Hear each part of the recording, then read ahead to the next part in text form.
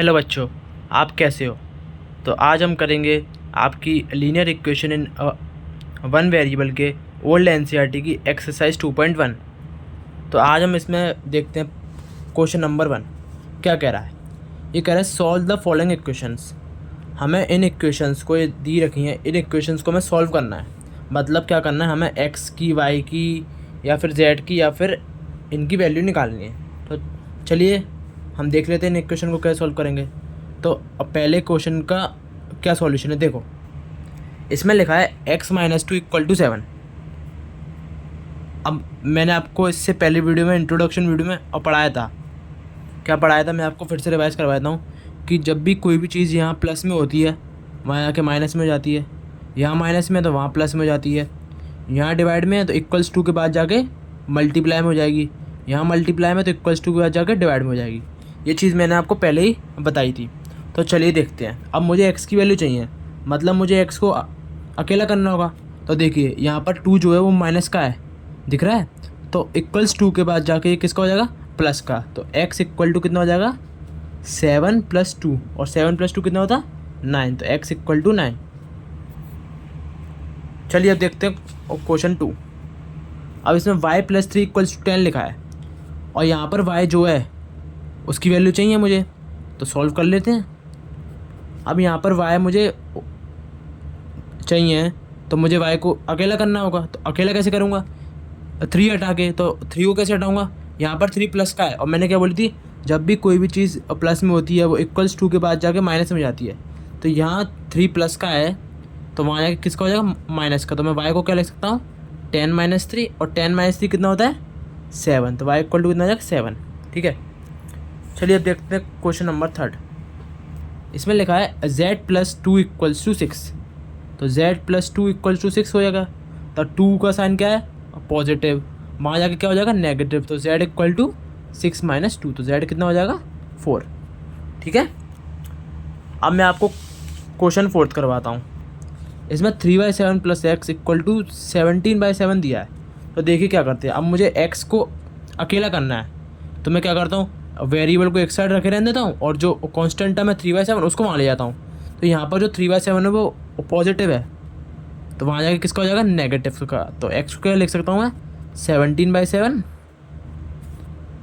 - 3/7। अब देखो डिनोमिनेटर में चीज़ें सेम है, तो ऊपर वाली टर्म्स डायरेक्ट माइनस हो जाएंगी। तो x को क्या लिखूँगा मैं, 7 = 17 - 3। तो कितना हो जाएगा, 14/7, और 14/7 कितना होता है, 2। ठीक है, ये आपको समझ में आ गया। ये अगर नीचे डिनोमिनेटर सेम होता है तो ऊपर वाली टर्म डायरेक्ट सब्ट्रैक्ट और डायरेक्ट ऐड हो जाती हैं। तो इसलिए मैं लिख दिया 17 - 3, 14, 14/7 = 2। चलिए अब देखते हैं क्वेश्चन नंबर 5। अब 6x = 12। अब यहाँ पर 6 किसमें, x के साथ मल्टीप्लाई में, ये लिखा है 6 × x लिखा है = 12। तो 6x के साथ किसमें, मल्टीप्लाई में। तो जो चीज़ मल्टीप्लाई में होती है वो चीज़ किस में चली जाएगी, वहाँ पर जाके डिवाइड में। तो x को अकेला करना है क्योंकि मुझे x की वैल्यू चाहिए। तो 6 मल्टीप्लाई में है तो वहाँ जाके किस में हो जाएगा, डिवाइड में। तो 12/6, ये कितना हो जाएगा, 2। अब देखना 6th क्वेश्चन, यहाँ पर मुझे t की वैल्यू चाहिए, और जो 5 है वो t के साथ डिवाइड में है, तो वहाँ जाके क्या हो जाएगा, मल्टीप्लाई। मैंने आपको बताया था कोई चीज़ डिवाइड में होती है वहाँ जाके मल्टीप्लाई में हो जाती है। तो t = कितना हो जाएगा, 5 × 10, जो कि कितना होता है, 50। ठीक है। 7th क्वेश्चन, 2x/3 = 18 है। अब देखिए यहाँ पर 3 किस में है, डिवाइड में, तो वहाँ जाके किस में हो जाएगा, मल्टीप्लाई में। और 2 यहाँ पर किस में है, मल्टीप्लाई में, वहाँ जाके क्या हो जाएगा, डिवाइड। तो पहले मैं 3 को ले जाता हूँ, तो 2x की वैल्यू क्या हो जाएगी, 18 × 3। ठीक है। अब t मल्टीप्लाई में, तो वहाँ जाके किस में हो जाएगा, डिवाइड। तो x = 18 × 3/2। ठीक है। तो अब 18 से 2 कटेगा कितने टाइम, 9 टाइम। तो 9 × 3 कितना होता है, 27। x की वैल्यू 27 आएगी। चलिए 8th क्वेश्चन देखते हैं।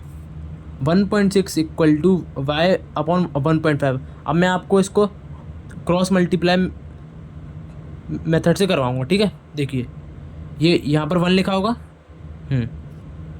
तो देखना इसको कैसे करना है। अब मैंने आपको क्रॉस मल्टीप्लाई मेथड बताया था कि x/y = m/z हो तो इसको मैं यहाँ ले जा सकता हूँ, इसको मैं यहाँ ले सकता हूँ, तो ये क्या आ जाएगा ZX इक्वल टू MY। तो ऐसे ही मैं करूँगा, ठीक है। और 1.5 को वहाँ ले जाऊँगा और 1 को वहाँ ले जाऊँगा, तो y इंटू 1 y और 1.6 इंटू 1.5 ऐसे लिख देंगे, ठीक है। अब नीचे पॉइंट हटेगा तो नीचे 10 आएगा, ठीक है। नीचे पॉइंट हटेगा, नीचे 10 आएगा, ओके। तो 16 इंटू 15 कितना होता है देख लेते। 16 इंटू 15 कितना होता है, 5 6 30 अपॉन 3 8 1 6 6 1 1 1, तो 0 4 1, तो 500 अपॉन 40 अपॉन 100, तो 0 0 कट जाएगा, तो y क्या हो जाएगा 5.4, ठीक है। आपको समझ में आया मैंने क्या किया, मैंने क्रॉस मल्टीप्लाई मेथड किया और 1.5 को वहाँ ले गया और 1.5 इंटू 1.6 y इंटू 1 y हो गया, फिर मैंने पॉइंट हटाया, नीचे 100 आया, फिर मैंने इसको डिवाइड किया तो आंसर आ गया। अब क्वेश्चन नंबर 9 करते हैं। तो 7x - 9 इक्वल टू 16, मुझे x की वैल्यू चाहिए, तो मैं कैसे निकालूंगा। पहले ये टर्म यहाँ पर नेगेटिव में है, तो इसको मुझे वहाँ जाके किस में जाएगी, पॉजिटिव में, तो 7x की वैल्यू क्या जाएगी 16 + 9 25। अब ये मल्टीप्लाई में 7x के साथ, तो वहाँ जाके क्या हो जाएगा डिवाइड, तो x इक्वल टू 25/7, ठीक है। आपको देखते हैं question number 8। 14y - 8 equal to 13। अब देखना मुझे y की वैल्यू चाहिए, तो 8 नेगेटिव में, वहाँ जाके किस में हो जाएगा पॉजिटिव में, तो 14y को मैं क्या लिखूँगा 13 + 8 कितना हो जाएगा 14y इक्वल टू 21। अब 14y इक्वल टू 21 है, तो यहाँ पर 14y के साथ किस में मल्टीप्लाई में, वहाँ जाके क्या हो जाएगा डिवाइड हो जाएगा, तो y इक्वल टू 21/14, और ये 7 से कटता है 2 टाइम और ये 3 टाइम, तो y की वैल्यू कितनी हो जाएगी 3/2। अब ये लास्ट क्वेश्चन है आपका होमवर्क, इसमें आपको p की वैल्यू चाहिए, कुछ नहीं है आप कर लेंगे। तो आज मैंने आपको करवाई आपकी ओल्ड NCERT की एक्सरसाइज 2.1। अगली वीडियोज़ में हम एक्सरसाइज 2.2 करेंगे, पर हाँ एक्सरसाइज 2.2 करने से पहले मैं आपको थोड़े इंपॉर्टेंट वर्ड प्रॉब्लम्स के कंसेप्ट समझा दूंगा कि आपको क्या करना पड़ेगा, कैसे आपको सोचना पड़ेगा। मैं वर्ड प्रॉब्लम्स के लिए एक स्पेशल वीडियो लाऊंगा एक्सरसाइज 2.2 स्टार्ट करने से पहले। अगर आपको वीडियो अच्छी लगी हो तो चैनल को सब्सक्राइब करें, और हाँ याद रखना, भले ही आप न्यू NCERT से पढ़ रहे हैं, पर आपकी जो ओल्ड NCERT है ना वो बेस्ट है, क्योंकि उसमें क्वेश्चंस अच्छे हैं, क्वेश्चंस ज़्यादा हैं, तो आप पुरानी NCERT को फॉलो करें तो ज़्यादा सही रहेगा।